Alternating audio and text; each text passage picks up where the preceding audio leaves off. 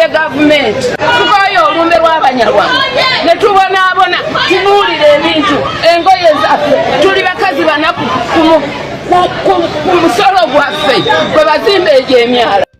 Gye bukeeredde olunaku olwaleero bassebo ne bannyabo mu mawulire ag'ennaku agaakagwawo kimaze okubeera nga kikakasibwa ekitongole ekya United Nations oba giyite UN kaakati nno olunaku olwaleero evuddeyo bukuukubira neeyisa ekiwandiiko nnamutaayiika. Ngenda kubeera ng'ekiwandiiko kino nkiyitamu naawe mpolampola owulire gavumenti ya General Museveni eggwanga erya Uganda General Muhoozi Kainerugaba bwe twolekedde akabi akazito akayitirivu ennyo nga twakava mu bigambo ebya Mwami Kyagulanyi bye yayogera wali mu Geneva Summit n'ebyo byayogera mu European Parliament. Kaakati nno ate obudde buzze ku bunnaabwo. Ekifaananyi kino kyolaba nga sinaba kubeera nga nkwongerayo ky'ekyamaka ga Mwami Kyagulanyi era kikwatiddwa gye buvuddeko ng'amaka gano agaali amaka amatiribona agaali olubiri olulambirira ewataggwanga bantu nga wenjogerera kaakati ennyumba yasibwa era nga Mwami Kyagulanyi alabwako ebitundu ebimu ennaku ezimu ng'ali mu bisegguusi eyakubanga amasuuti ng'ayambadde nga bw'omulaba eyabeeranga mu ngatto ng'ali mu bigere era yeezimbira enju eyo ng'aliira ku nsiko eyalyanga obulungi kati asibirira ffene. Ntambula ne Muhajjati Nakalema omusomi w'edduwa. Mpuliriza bulungi nsimbule byogenda okuli olwaleero bigambo binenemu. Wenzijidde ku mpewo ampuliriza ng'ebigambo bimaze okubeera nga birinnya enkandaggo n'okubeera nga bikwata waggulu okusinziira ku mawulire ge tufuna enkya leero gongedde okukakasa nti Mwami Museveni kaakati nno ebigambo byandyongera okubeera nga bimuddugalira era ekisanja kino kye twolekedde ekya 2026 231 ono ayinza obutakimalaako ampuliriza okusinziira ku mawulire agafuluma gongera okubeera nga gamulumika nti ono gye yakoma okubeera nga alankingibwa mu East Africa ne Africa yonna okubeera omusajja ow'amaanyi kaakati ate ebigambo bifuuse eyali ow'amaanyi kaakati atandise okubeera nga aseebengerera. Bwina alaga alipoota omukuku gw'ebbaluwa omukambwe gumaze okubeera nga gwoleka obuvo n'obuddo obw'ebikolobero ebituusiddwa ku bannansi ab'eggwanga erya South Sudan era nga batuusaako ebikolobero bino ye gavumenti ey'eggwanga erya Uganda era nga abantu bennyini specifically abatuusa ebikolobero bino ku bannansi b'eggwanga erya South Sudan be bantu abali mu magye ag'eggwanga Uganda aga UPDF okusinziira ku ssaabawandiisi wa kibiina ky'amawanga amagatte giyite United Nations amanyikiddwa nga Guterres. Ampuliriza ono yavuddeyo n'akakasa emisana tteke nti eggwanga erya Uganda lyolekedde ennatti enkakali ennyo okusinga ku ezo ze twali tulabyeko ku dduniya kuno. Ono agamba nti bino byonna bwe binaabeera nga bikakasiddwa agenda kubeera nga General Museveni n'akulira amagye munda mu ggwanga Uganda kaakati kabajja tukajjukira nti Pulezidenti w'eggwanga erya America Donald Trump ono bwe yali ajja mu ntebe yategeeza buli naakyemalira buli awangalidde ennyo mu ntebe ogenda kunkakasa nga nzize nga nfuuse pulezidenti owe Venezuela bamuggyako dda ekiri mu Tehran eggwanga erya Iran kisa kinegula. Kakati nno amawulire galaga gasooga ne gafuluma mu mpapula ne gafuluma ku radio ezimu ne gafulumizibwa bannamawulire munda mu ggwanga erya South Sudan bano nga balumiriza amagye ga UPDF bwe gatuuka munda mu ggwanga erya South Sudan ekyagatwala kwali kukuuma mirembe wabula bwina alaga bano bwe bagenda eyabatwala ye yali Salva Kiir Mayardit ono nga ye pulezidenti ow'eggwanga erya South Sudan. Kaakati bano bwe batuuka eri mu kifo ky'okukuuma emirembe badda ku bannansi ab'eggwanga erya South Sudan abamanyikiddwa nga abanwere. Kaakati nno bano abanwere be bamu ku bantu abavaamu amanyikiddwa nga Vice President w'eggwanga erya South Sudan Dr. Riek Machar. Wujjukira nti pulezidenti ava mu ggwanga ery'Abadinka kati ate deputy we oba vice we Dr. Riek Machar ono eyasibirwa mu maka ge n'aggyibwako n'obukumi bwonna eggwanga ly'abanwere. Kakati nno alipoota zongera okulumiriza nti eggwanga lino ery'abanwere abasajja aba UPDF abagenda munda mu ggwanga erya South Sudan baasalawo okubeera nga babatta businju ku nju babatirimbula byalo ku byalo era alipoota zongera okukakasa nti ennyonyi eza UPDF zaalabwako mu ggwanga lino erya South Sudan, wabula nga zino zibongerwa waggulu mu bwengula obw'ebitundu bino ebiwangaalirwamu abantu abayitirivu ennyo nga ba ggwanga ly'Abanwere abavuganya gavumenti eneriko eya Salva Kiir ey'abasajja abadinka. Kakati ennyonyi zino kye zaakola kwe kutandika okusuula bbomu ku bantu bano aba bulijjo, olw'okubanga ono gw'olaba Dr. Riek Machar ye vice president w'eggwanga erya South Sudan si mudinka, wabula nga Kabila gy'avaamu ey'Abanwere. Kakati nga UPDF bye bitundu mwesula bbomu zino eddala ezaali enkolerere, era abantu bangi okusinziira kwa lipoota eya UN erumiriza nti bano baatirimbulwa battibwa amajja g'eggwanga erya UPDF. Wabula saagala weerabire General Museveni ne Salva Kiir bano gubasaza mu kabu, era abantu bagezaako okwegugunga munda mu ggwanga erya South Sudan akutemya n'okuzibula ng'amajje g'eggwanga erya Uganda gatusedda e Sudan okutaasa abantu bano. Ono ye deputy president sooka oliyo ebigambo bino ampuliriza tukomewo. Tebava malamu maanyi ne mugamba tukyagala kubeera abakulembeze, tulina okukola obukulembeze obupya obwaffe kuviira ddala ku LC1 mutekinge over obukulembeze obwo paka ku level zonna. Era nga bwe tuze tubagamba dictator nga amaze okugwa tujja kuba ne by election era bino ebifo byonna gye babbya abantu gye batakiriza banansi kwerondera abakulembeze baabwe, tujja kuba ne by elections banansi balondera abakulembeze bebaagala. For now buli omu akole kyasobola mu busobozi bwe okumakinga sure nga kaweefube waffe agenda maaso obw'okununula eggwanga lyaffe ate nga tugenda dinunula Mukama nga ye mugezi waffe. People power, our power. Our power, people power. Kale bigambo bya President His Excellency Robert Kyagulanyi Ssentamu Mitembo.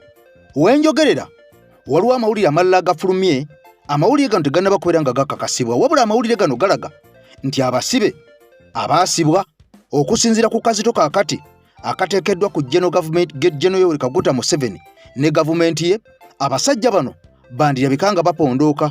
Abasibe bano bonna abaasibwa abalangibwa obwemage abaleetebwa mu kkooti enkya n'eggulu ne bafundikira nga emisango gyabwe tegiwuliddwa obanga tegisaliddwa obanga tewaweereddwa beyiro. Kaakati waliwo oluko olulaga nti abantu bano bandiyimbulwa, wabula mu nnyimbulwa ey'okubeera nga erimu mpankuwe, okubeera nga bano balina okuteeka emikono ku ndagaano bakkirize nti baakola ebikolobero. Abamu bakkirize nti baalya mu nsi olukwe, abalala bakkirize nti baali baagala kusuula gavumenti, abalala bakkirize nti baali bayokya ebipiira mu nguudo z'ekibuga Kampala, abalala bave bakkirize twali tuwagala kwokya kibuga Kampala. Kaakati bino banaabikkiriza olwo batandika okubeera nga bateeka emikono ku ndagaano ku biwandiiko bino, olwo olunaamala okubeera nga bateeka emikono ku ndagaano ku biwandiiko bino nga bayimbulwa. Wabula okusinziira ku bigenda maaso biraga nti abamu bakkiriza dda okubeera nga bateeka emikono ku ndagaano bayimbulwe ku kiwandiiko kino, wadde ng'emisango gino basajja battu ne bakazi battu tebaagizza. Naye obulumi obwekomera nga bw'olimanyi bwatuuka okubanyigiriza ku kisenge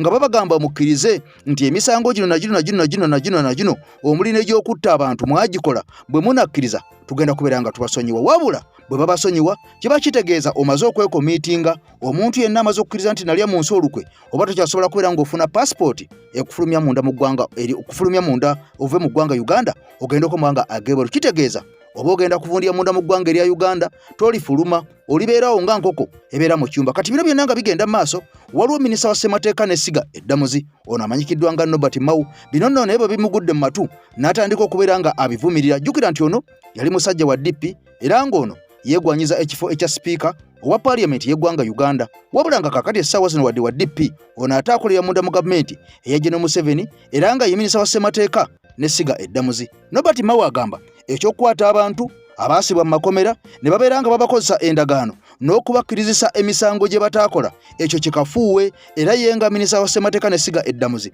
kino ayongera okukivumirira n'okugamba nti tekijja kukola, kubanga omuntu atazza musango ate bw'omuteekako omusango kitegeeza nti erinnya lye oba omaze okubeera nga olitattana, erinnya lye oba omaze okubeera nga olyonoona. N'olw'ensonga eyo Norbert Mao agamba ate ye tagenda kukkiriza bintu bino kubeera nga bigenda mu maaso, wadde ng'abamu baamala dde okubeera nga bateeka emikono ku ndagaano. Okusinziira ku Yusufu Nsibambi, Mwamuli ono yasala eddiiro n'ava mu FDC n'ayingira NRM. Tekituyamba okuteeka omuntu n'omunyigiriza tiakkirize tiyazza omusango ate nga teyaguzza naye lwakuba ayagala kufuluma komera. Ku sayidi yaffe ne ku saidi ya Siga Eddamuzi tulina kulaba nga emisango tugiwuliriza mu bwangu. Mao agamba nti ekiseera kituuse babeerewo okukkaanya wakati waabo abaddiziddwako emisango n'abo abagizizza okusinga okuddukira mu kkooti oba okukuumira abantu bano mu makomera. Esiga Eddamuzi liina kubeera nga omuntu omuzibe atalaba. Tolaba saidi ya victim era tolaba ne ku saidi y'ono gwe banenya. Olina kubeera nga oli wakati.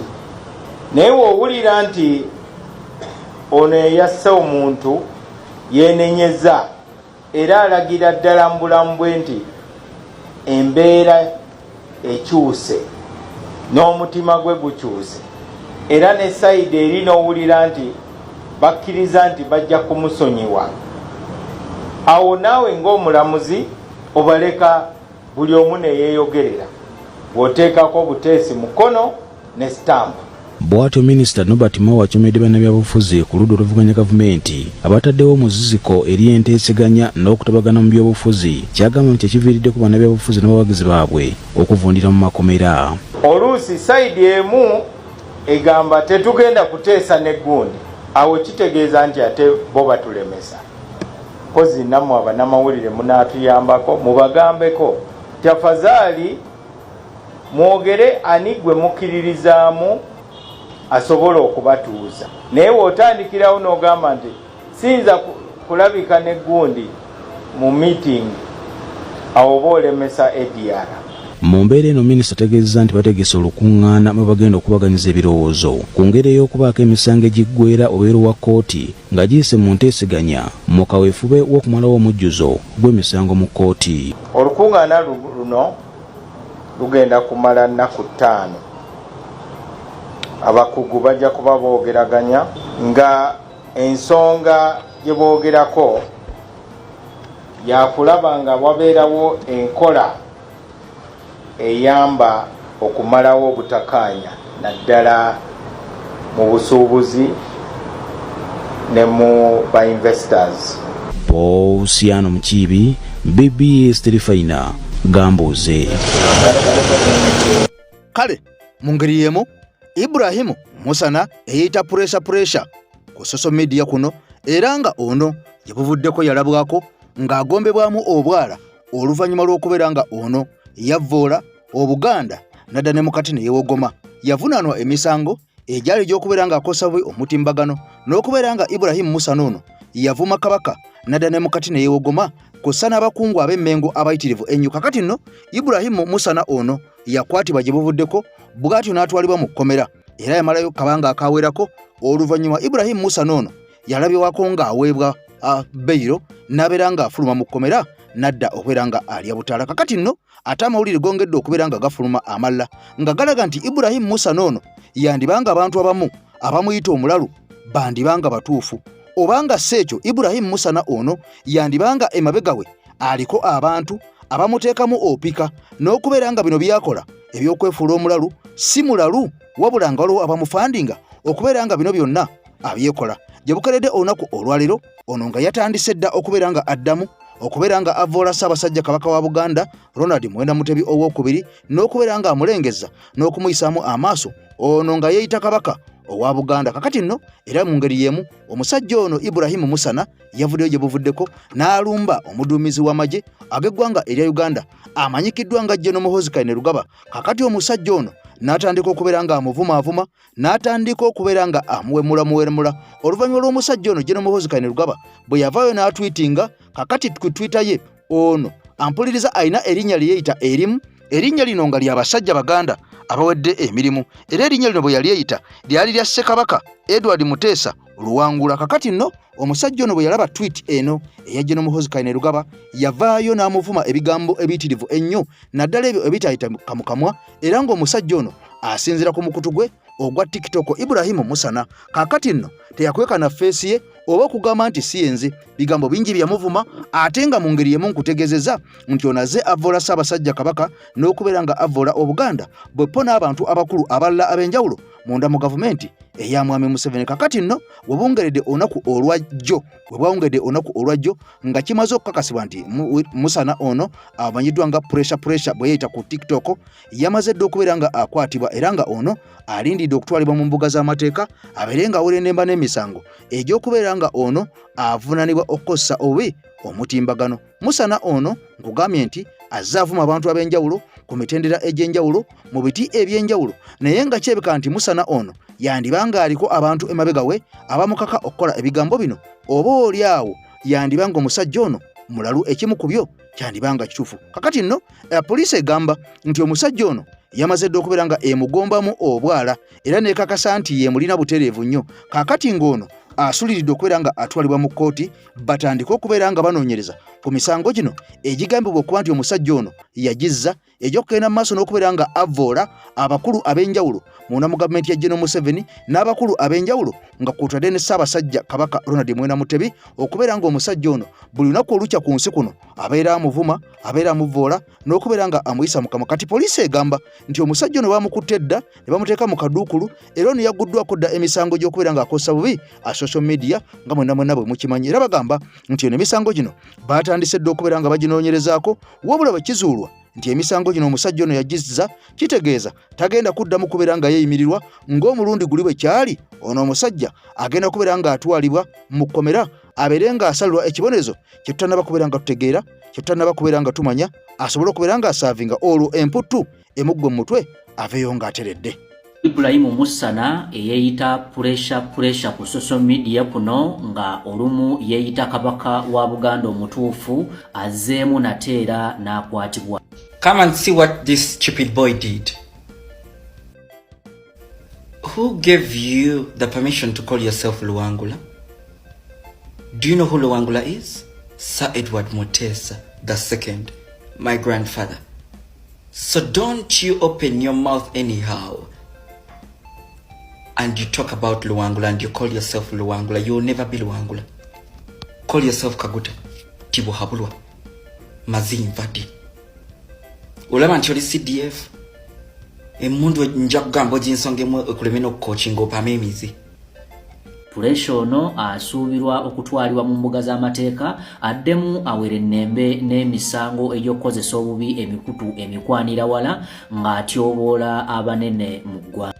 Ibrahim Musana oyo yeeyita pressure ku social media kaakati nno ebigambo bitandise okubeera nga birandagga era ne birabika nga birinnye enkandago okusinziira ku ebyo ebyaliwo mu ntandikwa bwe yatandika okubeera nga yeesula eddalu n'okubeera nga abambira buli mukulu okussa ne Ssaabasajja Kabaka ono nga yeeyitanga Kabaka owa Buganda kaakati nno mu kweyita Kabaka owa Buganda yavooleramu Ssaabasajja Kabaka n'afundikira nga aggaliddwa wabula ono bwe yabeera mu kkomera bwe yafundikira nga ayimbuddwa kirabika nti ate yasobola kubeera nga amatira n'okutegeera ensobi ze yali akoze kaakati nno abadde azizza embupya n'afundikira nga aziddwayo mu kkomera. Kaakati nno bino byonna nga bigenda mu maaso amawulire gongera okulaga nti President His Excellency Robert Kyagulanyi Ssentamu nga bw'omulaba mu kafaananyi ako olunaku olw'eggulo yavuddeyo ku social media handle ze n'asaasira naddala abo abaaguliddwa enjega ey'okubeera nga amazzi gatutte ebintu byabwe naye nga ono agamba n'okwongera okubeera nga alumiriza Mwami Kyagulanyi nti ensobi ezaakolebwa mu kubeera nga bazimba ekibuga Kampala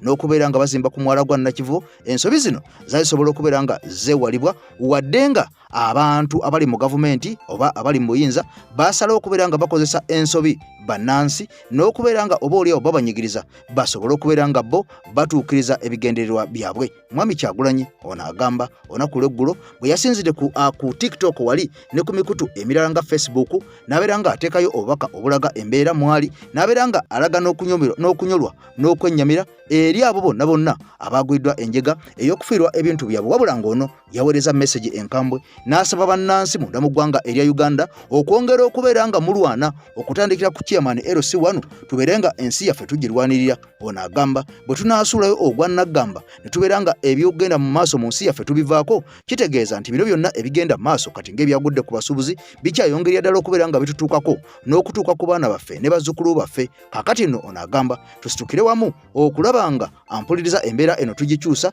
nga ffenna tuli wamu, kutegeeza nti Mwami Kyagulanyi nga bw'omulaba omusajja eyayambalanga amasuuti, omusajja eyasalanga akalevu, omusajja eyasalanga enviiri, omusajja eyanaabanga buli lunaku, era omusajja eyabeeranga ng'abeera mu ngatto. Wenjogeranga essaawa zino musajja watunenga tukebe siripa tagiina mu bigere, amasuuti yagavaako dda, okumwa ebirevu yabyerabira dda, era n'emmere yagivaako dda. Kakati nno ono golaba nga aliira ku nsiko, era nga wenjogerera essaawa zino musajja tunemmere oluusi emubula n'abeera nga asibirira ffene nga bwe mwamulabye olunaku olw'eggulu. Kakati nno bino byonna abikola olulwo gwe munnansi Uganda gwasuusuuta abantu abali mu buyinza abasazeewo okubeera nga bano basanyusa abantu ba Ssekinnoomu, okuli ba TikTokers, okuli ba YouTubers nga AKTV Media Uganda teriiko. Kaakati olumwe musuubuzi mufundikira nga muli mu kabatwawa nga entulege. Nagambye nti Hajati ono ampuliriza ye musomi w'edduwa gwe tulina yekka munda mu ggwanga Uganda, ate ng'ono atendeka n'abasomi b'edduwa akumira ekyoto akuwa ekyogo, embeera n'ekutererera ebyo byagaana edda nammwe abagenda ebweru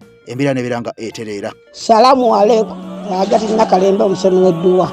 Bw'oba wenyiye embeera embi yankusomere ku dduwa. Abali ebweru mirimu gigaanye papula zeesibye kino kyekyoto kwesabira omukisa kobe ng'odiriddawa wali wekusabira n'ofuna emikisa. Ky'oba olabanga abirira ebinyonyi ebitalina kyakulya naawe atalina mulimu jangu kusomere ku dduwa ofuna omukisa. Eno ennyanja kwesira buli kimu ekisira ne kiba kikujjudde nekikasuka mu nnyanja nekikunta nekigenda.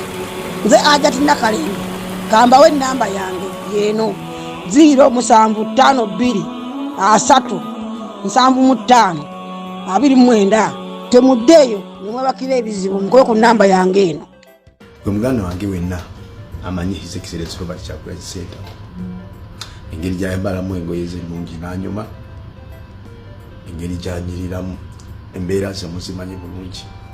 Sawa tunulira ekifaananyi ekyo okigeraageranye n'ekifaananyi mwomumanyidde amaka ge, otunule ne waali olwaleero ku mwala waatudde ng'alya ffene gw'atadde kalagala mu bigero omutali nangatto, naye ng'ebyo byonna abituukako olw'okubeera gwe omusuubuzi eyafiiriddwa ebintu byo, amazzi ge byayonoonye, embeera gituukako olw'okuba gwe Green Daddy yafiira omwana we Mulago olw'abasawo obutamufaako, embeera yagituukako olw'okuba gwe Kasuku eyafiirwa jjajjaawo oba gwe SB4 olw'okubulwa obujjanjabi, oba Hassan Basajja Balaba yafiirwa maama we olw'okubulwa obujjanjabi mu ggwanga lya Uganda. Kyekituusa Robert Kyagulanyi Ssentamu mu mbeera efaanana bwetyo, tulina olabe bw'afaanana, takyasala nviiri, yenna tafaananika. Teyeekweka nti waliwo amubanja, talina mabanja nti ge gamugoba ewakaawe, wabula eddembe lyo lyalwanirira obeere ng'olifuna. Yeeresaawo buli kimu kyonna mu byobugagga by'ensi eno by'alina, n'ayawukana ne famire ye n'alekawo amaka ge ku lw'okuba gwe Omunnayuganda ali mu mbeera embi, naawe embeera yebeere ng'etereera.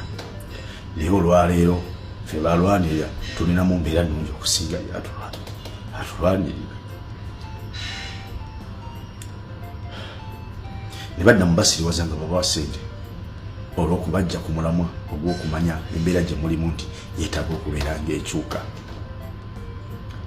Ekyo nno mu mbeera efaanana bwetyo okusalawo ne tweyambisa omukisa gw'omwezi guno gwa Ramadan, Allah mwayanukulira edduwa z'abaddu be, ne tuteekateeka okusaba ogenda okubeera online nga tusabira eggwanga lyaffe Uganda nga bwe mulaba lifaanana, mulabe ebizibu ebirijjudde, nga tusabira omukulembeze waffe nga bwe mulaba afaanana n'embeera gy'ayitamu, awamu ne baganda baffe abasibe abaluddeyo maali mu makomera nga tebalina musango gubazza okuggyako okwagala ensi yaabwe.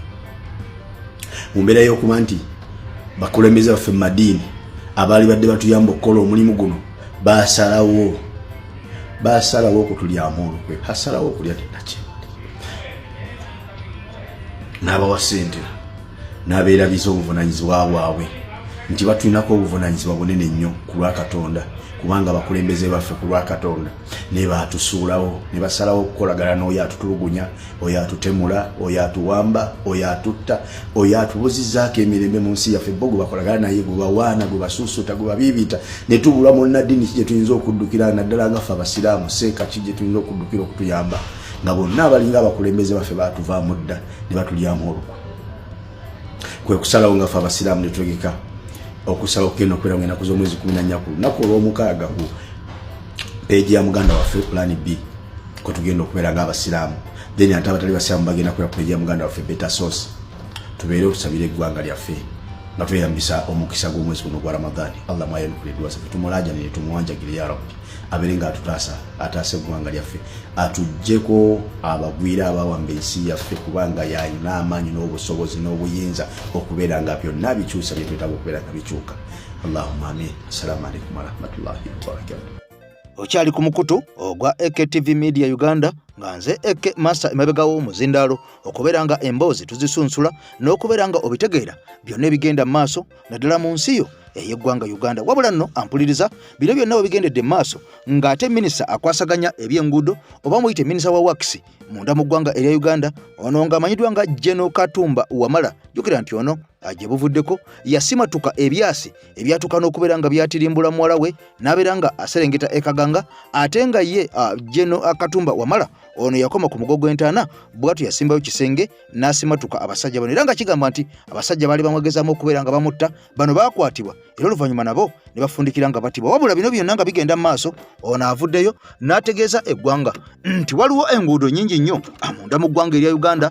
Gavumenti ya Mwami Museveni ze yavaayo n'etegeeza n'okubeera nga epima n'ekakasa bannansi bannayuganda nti enguudo zino zigenda kubeera nga zikolebwa oluvannyuma lw'okubeera nga n'akalulu tekannaba kubeera nga kabeerawo. Wabula ono ate kakati avuddeyo ne yeefulya mu kiti nga embazzi. Ono n'ategeeza eggwanga nti waliwo enguudo ezimu ze baalangirira nti baali bagenda kubeera nga bazikola, wabula nga zino baali basiba kiwaani okubeera nga basaba akalulu bannansi bakabawe nga balowooza nti bano baali bagenda kubeera nga bakolera enguudo. Akatumba Wamala agamba nguudo nnyingi nnyo amunda mu ggwanga Uganda ezaasuubizibwa nti zigenda kubeera nga zikolebwa, wabula nga amazima matuufu enguudo zino si za kubeera nga zikolebwa. Enguudo zino nga bwe muziraba bwe zigenda okubeera nga zisigala mpaka gavumenti lw'erifuna ssente, enguudo zino n'ezirowoozaako, naye nga amazima matuufu enguudo mpitirivu nnyo ezaateekebwa mu bajeti ezaayogerwako, n'ezo ezimu zaatandikwa n'okubeera nga zikolebwako matiro ne mulaba nga bamuleese ebimotoka ebigoma, naye nga amazima gennyini ono Katumba Wamala agamba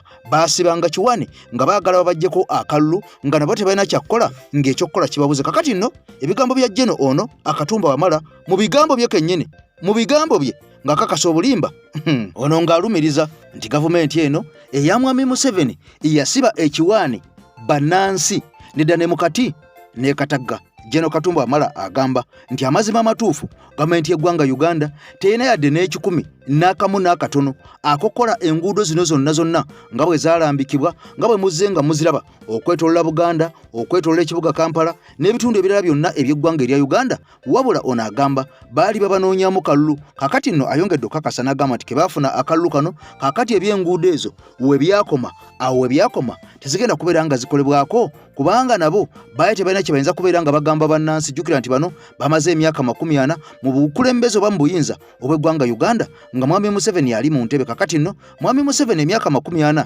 gy'amaze ng'afuga eggwanga erya Uganda, enguudo zaamulema okubeera nga akola oba oliawo yadde hafu ey'enguudo munda mu ggwanga Uganda ekyamulamya okubeera nga agituukiriza oba nga agikavalinga. Kakati ono minisita akakasanaga nti Mwami Museveni bwe yabulwa ebyokwogera nga ne byakoze tabirabawo, nga bimagamaga tabiraba, kwe kusalawo okugamba nti bano abantu kambasibe busibi kiwaani basobole okubeera nga bampa akalulu. Kakati nno ebigambo nga bino bwe byogerwa minisita yennyini akwasaganya ensonga zino tosobola kubeera nga owakana kubanga ono yali mu nsawo wali wennyini yali ku kyoto, yali ku ssenero oba ku ttogero wennyini awatuufu. Bw'aba kugambye ebigambo bino tosobola kubeera nga omuwakanya, nga kino kyongera okubeera nga kikkaatiriza n'okubeera nga kitegeeza nti era bingi ebizze nga byogerwa n'okusuubizibwa Mwami Museveni, naye nga amazima gennyini amatuufu agakaawa omusajja ono azze abuzaabuza abantu n'okubeera nga abalimbalimba mu nsonga nnyingi oba olyawo n'abasuubiza ebintu bingi n'afundikira nga tebituukidde. Kakati nno General Katumba Wamala ye olunaku olwajjo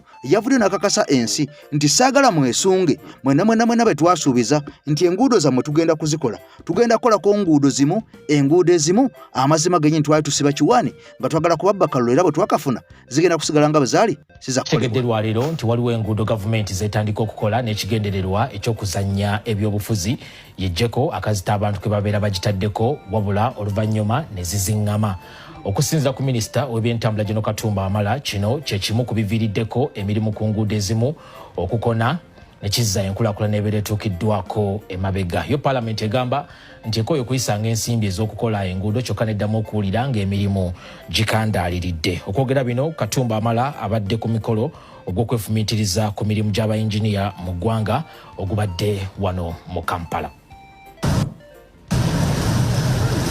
Okusinziira kwa lipoota ya Ssaababalirizi w'ebitabo bya gavumenti ey'omwaka 2024-2025 we bwatuukira mu Juni w'omwaka oguwedde ng'emirimu ku nguudo ezisoba 40 ezaali zikolebwa giyimiridde olw'ensonga ez'enjawulo.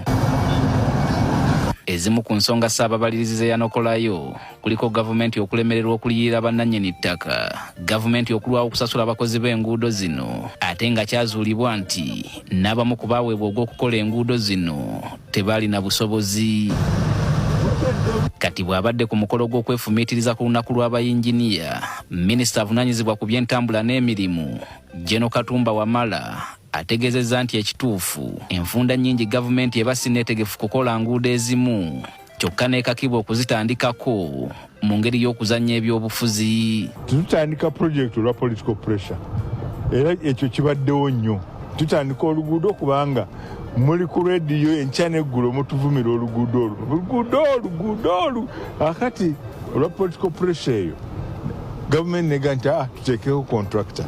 Naye tetuteekako contractor nga tetunnafuna ssente za kusasula ki bannannyini ttaka. Ate ng'etteeka litusiba tetuyinza kukola kutwala ttaka lya muntu nga tetusasudde. Minisita kakati nno gye twatandikidde navuddeyo ne nkutegeeza nti ekiri munda mu ggwanga erya South Sudan kyabadde kifumbwa mutuku nga n'olunaku olwajjo ebigambo byasobodde okubeera nga bifuutukayo wabula nga byafubutuse mu mbeera etali nnungi etali yakubuko nga tewomya nakabululu ng'ekibiina ky'amawanga amagatte kyabadde kimaze okubeera nga kyewera n'okubeera nga kyesoma nti kakati nno eyalula gavumenti y'eggwanga Uganda naddala abakulu abagikulembera okuli General Museveni n'akulira amagye g'eggwanga Uganda General Muhoozi Kainerugaba eyabalula yabadde emaze okubeera nga esiirya oluvannyuma lw'okubeera nga abantu bano okusinziira kwa lipoota Namutaayika enkambwe ezaafulumye munda mu ggwanga erya South Sudan zino nga zongera okulumiriza n'okulumika abakulu bano munda mu ggye ly'eggwanga erya Uganda erya UPDF bwe baatuuka okubeera nga batirimbula bannansi munda mu ggwanga erya South Sudan. Jjukira nti munda mu ggwanga erya Uganda abantu bangi baatandika okubeera nga bakaaba n'okwekokkola abasajja bano abakuumaddembe bamukwata mmundu. Naddala ebiseera bino ebyakalulu ebiwedde abantu bangi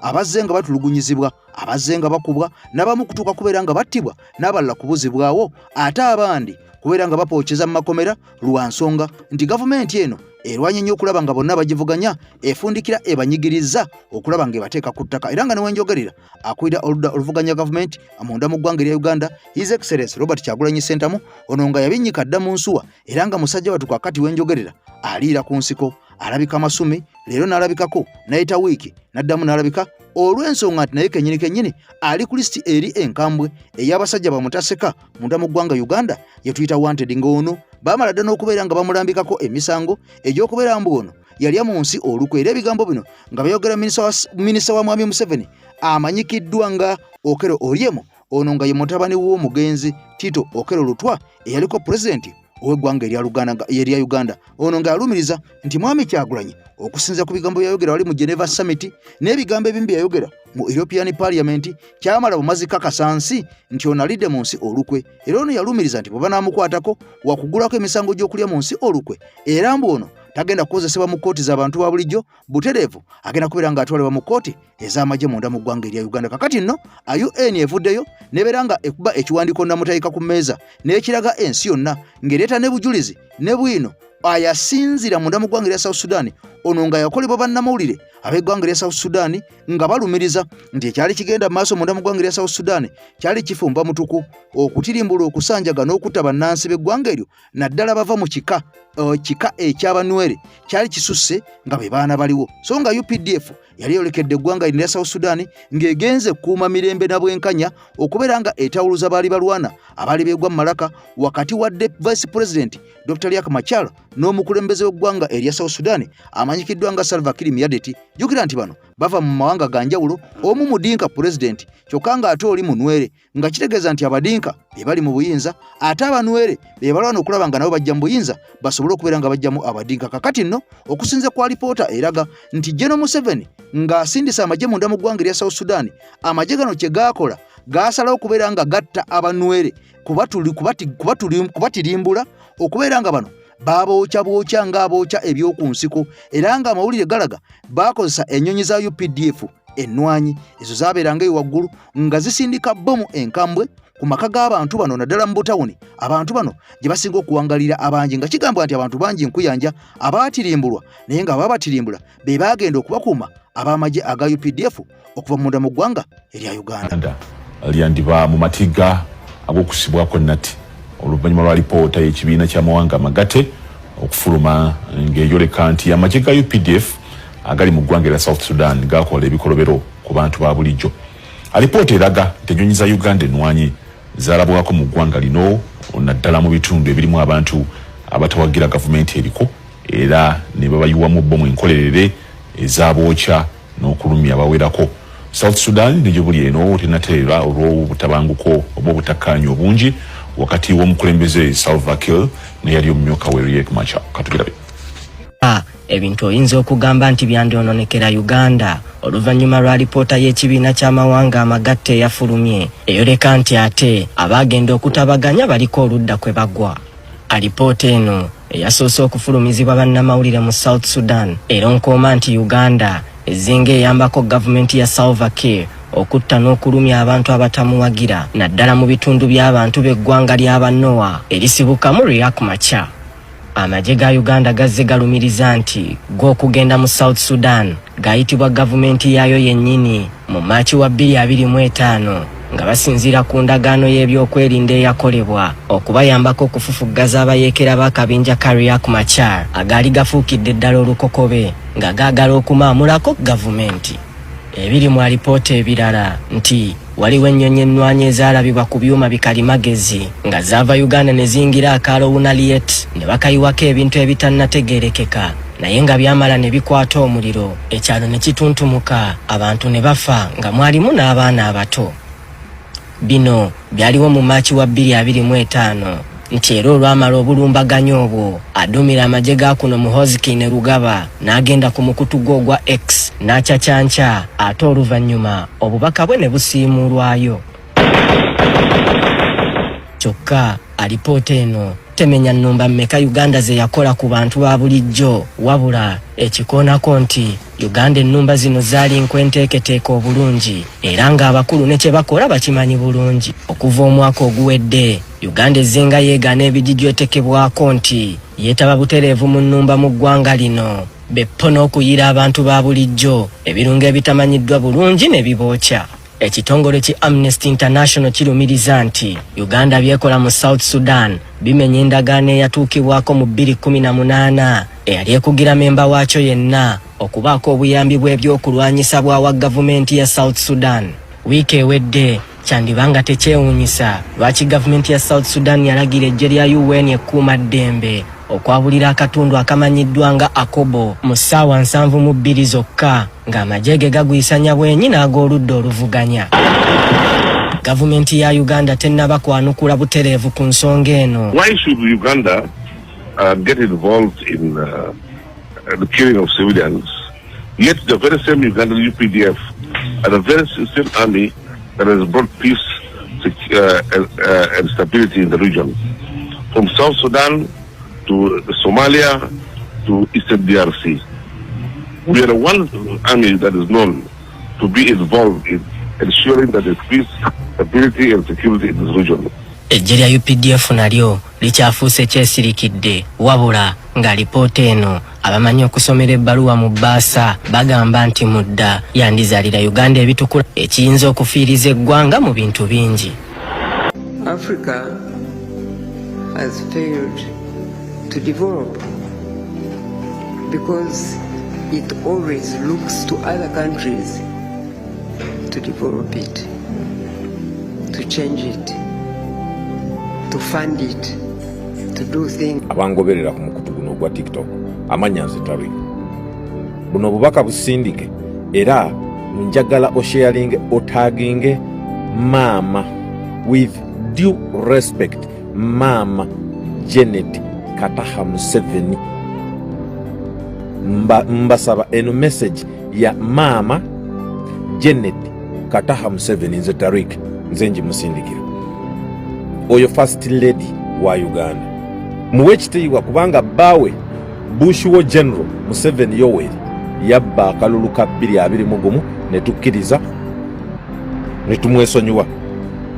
Era yalina obuyinza bwa Uganda. Era ekisanja kye kiggwako mu May ow'omwaka guno. Kitegeeza before May kanfuna omukisa ogwogerako ne Mama First Lady Kataha Janet Museveni.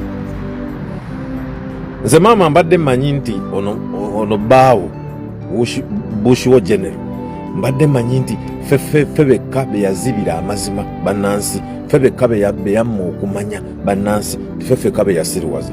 Naye nkitegedde nti Mama nzize nkugoberera nti ate gwe oli mu kkomera gwe yakusiba busibye ebbanga lyonna, era wandibadde osaba nti mu May akkirize agende Lwakitula mu bukadde buno osobole okumulabako akubuulireko ku bugero akunyumizeeko Mama mu bukadde bwammwe mu bunyumirwe nga muli ku faamu. Kubanga gwe first lady Mama n'ekitiibwa ekingi Mama nze mbadde nkusuubira nti bw'onaakwata omuzindaalo mu maaso g'abavubuka abo ogenda bagamba obuvunaanyizibwa bwo era ogenda kwogera ku buvunaanyizibwa bwo. Mama kinnuma nnyo nti ovuddeyo mu bukadde nga n'ekisanja kyammwe kiweddeko okujja okwogera mu politics, okujja okuyingira ennyo mu politics. Ate bino mbyogera kubanga baawo Bushiwo General ye yatuwa olukusa, yatugamba nti politics is all about okutunula mu kamwa. Kati ke wafuddeyo n'ojja mu politics Mama, buno obubaka kabukutuukeko. Office esookerwako ddala nga oli first lady eba y'abakyala. Eddembe ly'abakyala mu nsi first lady yasookerwako okulirwa limukakatako. Mbadde nkusuubira okugamba abavubuka abo okusookera ddala ovumirire omwana we ali mu makaago mutabani wo Muhoozi Kainerugaba nga mmanyi ogenda kutandikira ku ekyo gambe nti banaye mutusonyiwe bannayuganda olw'omwana waffe okweyisa obubi okuleepinga bakazi bammwe, okukwata abantu bammwe, okusiba abantu abatalina mase n'okutta bannayuganda. Ekyo kye kibadde kisookerwako ddala kusaba kwetonda nga ekisanja kyammwe tekinnatuuka mu May kuggwako. Ekyo kye mbadde nkusuubira. Ekyokubiri ye musajja eyawangula baawo mu kalulu gwe bayita President Kyagulanyi Ssentamu akulembera Nuupu. Mukazi we mutabani we yasindika gangs agayaya agamba de uniform ne mundu, uniform z'amagye g'eggwanga ne mundu ne gagenda mu maka ga president eyawangula baawo Kyagulanyi Ssentamu mu makage ne bacunya mukazi we ne bamwambula engoye ne bamalamu ekitiibwa ekyobukyala. Eyo office egotekwa kubeera na ku muggukiro gwa kisenge kyo awaddako etekwa kuba office erwanirira eddembe ly'abakyala. Sala Birete yakwatibwa, tukamushaba vice president owa West owa Kyagulanyi Ssentamu yakwatibwa basajja. Agasajja gagenda negakwata Zedriga mukazi munno. Agasajja tegakkiriza kukola arrest bakazi. Mutabani wo mu njuuyo kyakola. Mama nkuloopera baawo yabba akalulu era May tateekwa kulayira kubanga yakabba. Ne bemukuba oluseke abazungu bemukuba oluseke abababizezaayo emyaka gyonna baagaana okuligitimizinga obukulembeze bwa baawo. Tubuuza obululu baabujjawa baagaana okutulaga, kitegeeza babba akalulu ka Kyagulanyi Ssentamu. Mama nkuloopera nti oyo baawo agamba mbu yawangula n'ebitundu 74 oba 71 n'obutundu 88 ayigganya gwe yawangula gwe yawa gundi results ezaali ezize gwe yawa 24 ate amuyigganya yamuddusa n'okumuddusa ali mu hiding. Mbadde nkusuubira okuleeta obwenkanya okuva ne weetonda olw'okuyisa obubi opposition leader. Ekyo kye mbadde nkusuubiramu maama ogaba naye mutusonyiwe olw'okuyisa obubi opposition leader. Mutubuulire kiki mutegeka ku kuwaayo obuyinza. Maama nkuloopera yo bbaawo yasiba abaana abatalina musango bali mu makomera. Nkulabye ng'oyogera ku Africa tolina moral authority eyogera ku Africa okubanga efeirinze ku byenkulaakulana. Kyotamanyi Uganda gyoyita Africa mufeirinze Uganda okubanga ekulaakulana. Tuka mu kibuga kya Uganda ekikulu olabe enkuba bw'etonnya ekibeerayo. Ekibuga kibalemye okukulaakulanya ekyammwe oyogera ku Africa nga n'eggwanga eryammwe mukyalina amasomero nga gomwe nnyini ku kyalo ekyewammwe wakwata katukutuku ke wagenda n'owa abantu b'oku kyalo kyewammwe nga ambulance. Maama tuswala bino bya buswavu okujja n'oyogera ebintu nga tobimanyi. Nawe bakuwandiikira buwandiikisi script ngayo bawandiikidde abaana abavubuka abaze mu maaso ga bbaawo. Nawe bakuwandiikira buwandiikisi script nti ojja oyogere ebikuswaza. Maama bakuswaza bu emisoto osula najjo mu njuuyo. Oli mukyala muzadde maama olina abaana oli Natasha muwalawo. Tebayinza kukuswaza kutuuka ku kino ng'oyogera ku Africa nga ne Uganda ebalemi. Emyaka 4 maama oyo mutabani wa feirinze abaana abo boolaba abavubuka abakuli mu maaso abo be bawandiikidde script ebyo ebigambo bye boogera bye babawandiikidde balina ebibaluma ku mutima. Abo abaana si be baana be Uganda yonna. Abo abaana tebalina kuba basabirizi, temulina kukwata ssente kubawa, mulina kukwata ssente muziteeke mu bitongole mu institutions zibayambe mubasalire ku miwendo bagende bajje ssente mu institutions bega nga abaana basobola okulima balina emikono si balema bemuwa abo si babega.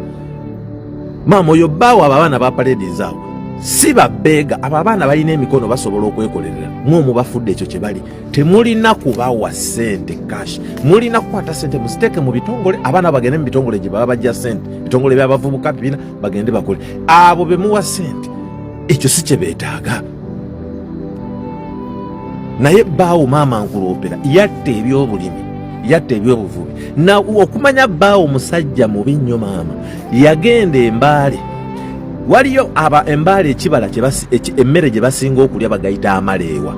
Amaleewa galina gye gaali gava mu mbaale era nga abaziriisu ge gababeezaawo bakolamu ssente empitirivu. Bbaawo yakwata military army amagye n'agatwala mu kifo gye bajja amaleewa bakubirayo Abanayuganda abagiswa amasasi babattirayo babagoba agamaleewa bagabagobako. Bw'obagobye ku bagiswa amaleewa n'obagaana obuntu bwabwe butono bwe bafunamu ssente ne mutandika okujja nga mubawabawa obusente balina ebintu byabwe bye mwabajjako. Ku nnyanja mwabagobako abantu mwabagaana okuvuba mufo ky'okubaluŋŋamya mwagobayo bagobe amaleewa mwagabagobako. Emmwanyi muzikutte muzitadde Rwanda muddidde emmwanyi zaffe muli mu kuzitunda ku katale oyo bbaawo azitunda ng'azipaakinze mu biveera ebiriko Rwanda. Yakola olukwesikwesi n'ajja emmwanyi z'Abaganda n'akwata ekyuma n'akitwala ku nsalosalo ya Rwanda bazipaakinga ne baziteekako binnya bya Rwanda ne bazitwala ku Bulaaya. Eno zirabikanga za Rwanda naye nga mmwanyi za Uganda. Oyo bbaawo kyali mu kukola. Kati maama byolina okwogerako biri mu Uganda si Africa. Zuukuka weebase ate kinkose bubi okubanga ozze bukadde buno okwogera ku politics. Wandibadde wajja dda ng'okyali n'amaanyi kati omaze okuggwawo okeeye kati ojja saazi noyogera ku bya politics. Si kuyisa mu maaso naye kino nkubuulira nti gamba ku bbaawo atubuulire ddi lwagenda okuta obuyinza. Bannayuganda beekwatire mu buyinza ensi yamulema amismanaginze ensi yaffe. Abaana baffe si babeega.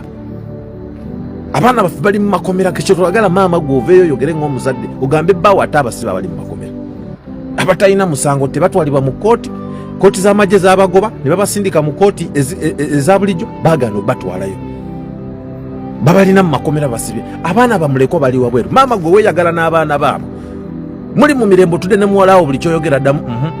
Abaana bangi bamulekwa nga mutabani wo ne bbaawo be babafudde bamulekwa.